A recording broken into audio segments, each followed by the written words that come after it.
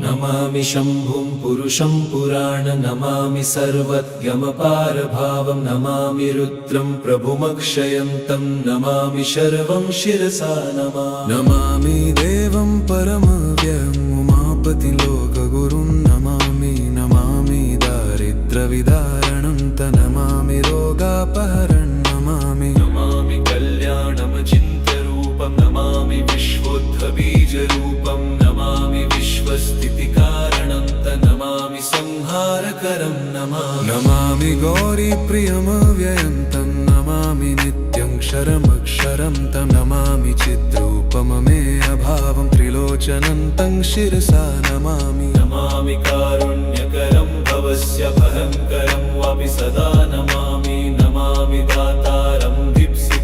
नमामि सोमेशमुमेशमादमामि वेदत्रयलोचनं तं नमामि मूर्तित्रयवर्जितं तं नमामि पुण्यं सदसद्व्यातितं नमामि तं पापहरं नमामि विश्वसहितेररत्त नमामि रूपाणि बहूनि धत्ते यो विश्वगोप्ता सदसत्प्रणेत नमामि तं विश्वपतिं नमामि यज्ञेश्वरं सम्प्रति हव्यकव्यं तथागतिं लोकसदाशिवो यः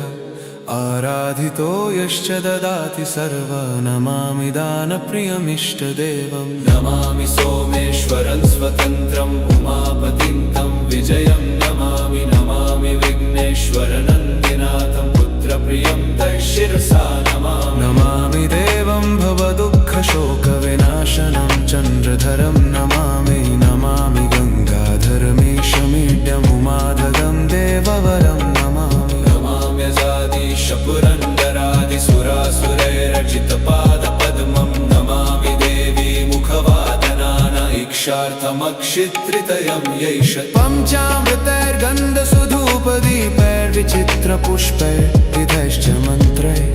अन्नप्रकारैः सकलोपचारैः सम्पूजितं सोममहं नमामि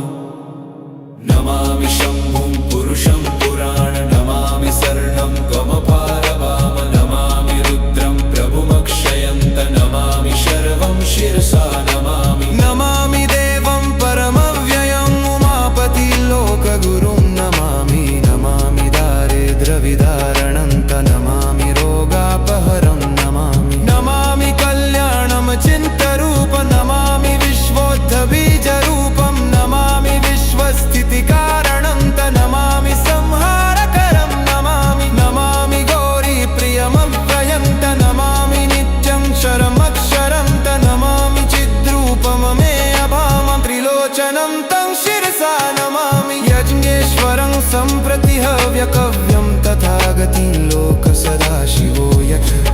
आराधितो यश्च ददाति सर्वा नमामि दानप्रियमिष्टदेवं नमामि सोमेश्वरं स्वतन्त्रम् उमापतिं तं विजयं नमामि विघ्नेश्वरनन्दिनाथं पुत्रप्रियं तं शिरसा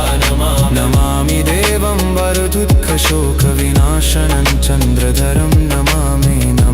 गङ्गाधरमीशमीड्यमुमाददं देववरं नमामि कल्याणमचिन्त्यरूपं नमामि विश्वोद्भबीजरूपं नमामि विश्वस्थितिकारणं नमामि संहारकरं नमामि गौरीप्रियमव्ययं नमामि नित्यं क्षरमक्षरं नमामि चिद्रूपममीयभावं त्रिलोचनं तं शिरसा नमामि शम्नेश्वर सम्प्रति हव्यकवं ततिं कतिं लोकसदाशिवो यः